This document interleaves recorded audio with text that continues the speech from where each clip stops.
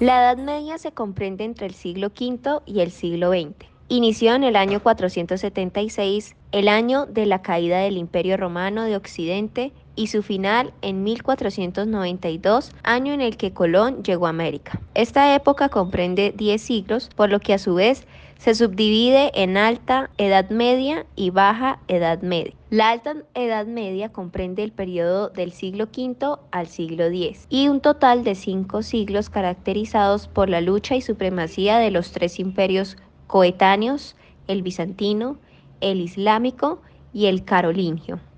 La Baja Edad Media supone un imperio con enormes persecuciones y proyecciones en el futuro.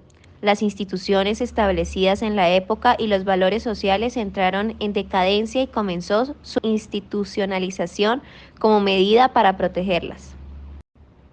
El término implicó, en su origen, un carácter negativo, pues muchos afirman que fue un periodo de estancamiento cultural, tecnológico y social ubicado entre la antigüedad y la edad moderna. Por ello es conocida como la época del oscurantismo.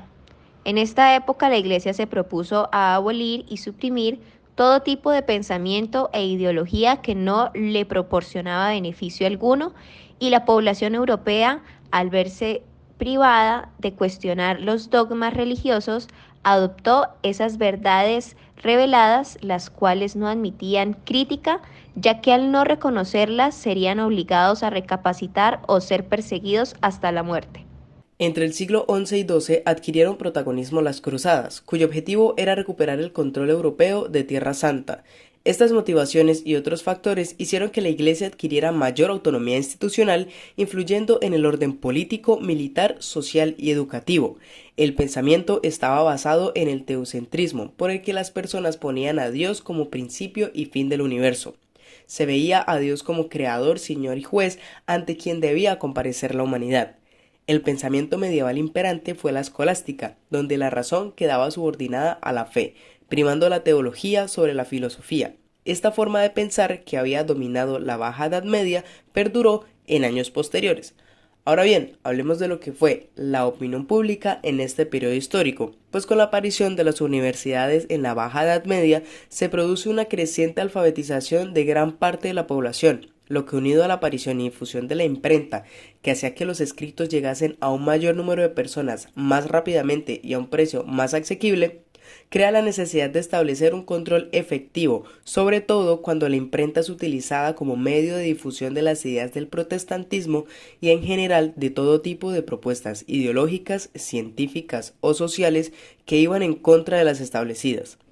Participar en este periodo histórico no era tan sencillo, porque como también sucediera en la democracia griega, este espacio público burgués solo estaría disponible para los hombres propietarios y con educación.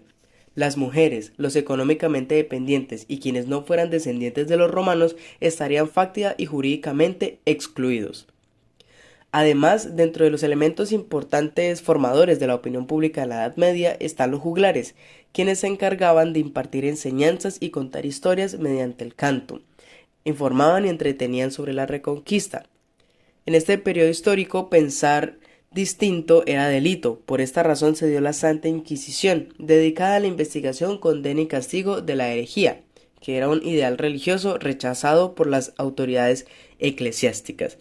Para hacer referencia de estos lugares de participación y donde se ejercía el poder, debemos hablar del púlpito de la iglesia, quien era el verdadero más media de la época. Este fue el principal medio de información de todos aquellos campesinos, en su gran mayoría analfabetos, que vivían aislados en sus caseríos y que en las misas dominicales tenían noticias desde la última carta pastoral a los feligreses del obispado hasta el contenido de un bando de la diputación o de su ayuntamiento, las llamadas publicatas civiles. Pero el púlpito era además un poderoso instrumento de mediación social. La autoridad moral del cura y de su sagrado ministerio lo convertían en una voz indiscutible e indiscutida, prácticamente en una fuente de verdad, en el pastor sagrado, cuyos sermones, anatemas, indicaciones, consejos u orientaciones eran asumidas como palabra de Dios.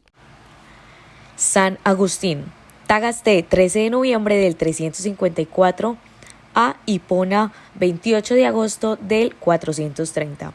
Fue un escritor, teólogo y filósofo cristiano. Agustín vivió en épocas convulsionadas. Su corazón de pastor veía injusticias, torturas, maltratos y hasta saqueos. Fue un hombre comprometido con la situación social de sus fieles y de los hombres de cualquier credo o condición. Intentó entonces, con su palabra y acción, introducir cambios estructurales o sistemáticos en instituciones políticas de una sociedad dominada por el Imperio Romano.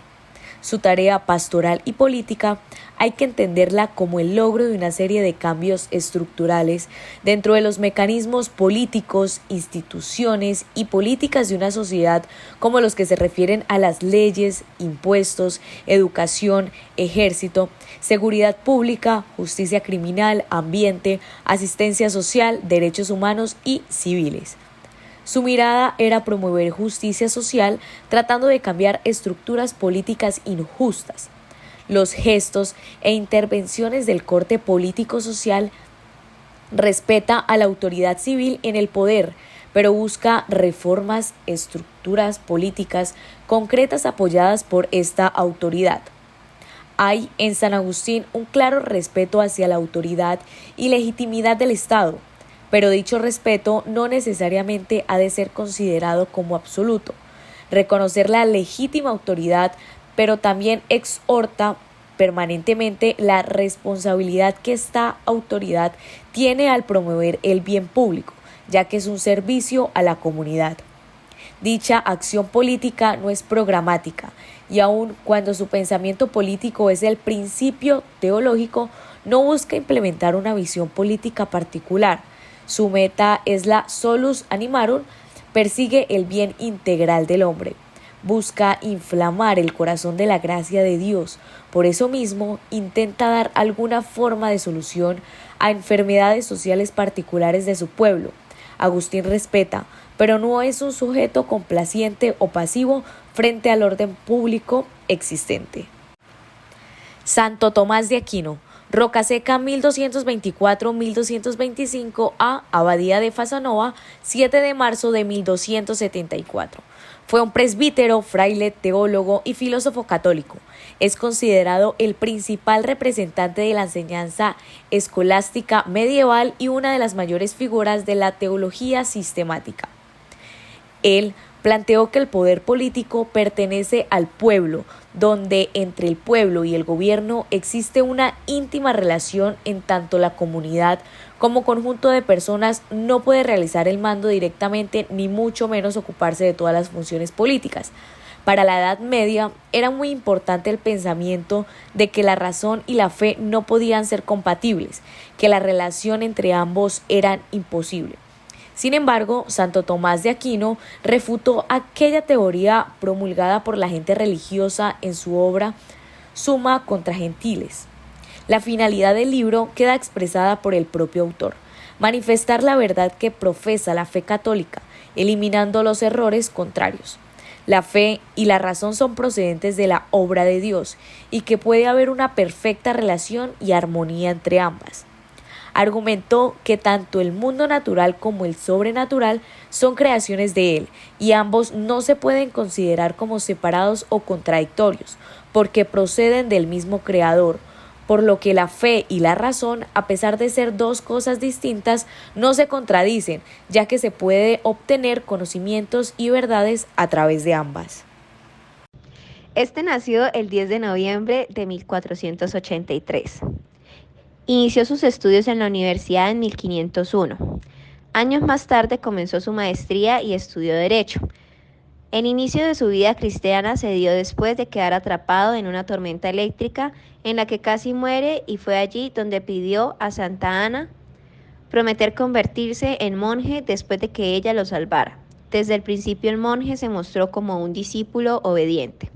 En octubre de 1517, Lutero planteó un debate sobre la práctica de indulgencias, demostrando su inconformismo ante el pueblo, haciéndolos caer en cuenta de lo errada que estaba la Iglesia. Además, siempre jugará un papel importante en la opinión pública, debido a que fue él quien tradujo el Evangelio del alemán, haciéndolo en una lengua sencilla y entendible para las personas que lo leyeran. Esto generaría pensamientos, posturas y actitudes en la población que incluso los contrarios a Lutero mencionaban en la manera en que las personas se memorizaban las escrituras. Aquí se da un gran aporte a la opinión pública. También logró dar misas donde hablaba del verdadero significado del cristianismo, convenciendo a la gente de que regresara a las enseñanzas originales de la Biblia. Esto convenció al pueblo cada vez más, de forma que la opinión que el pueblo tenía de la iglesia de esta época comenzaba a cambiar para bien.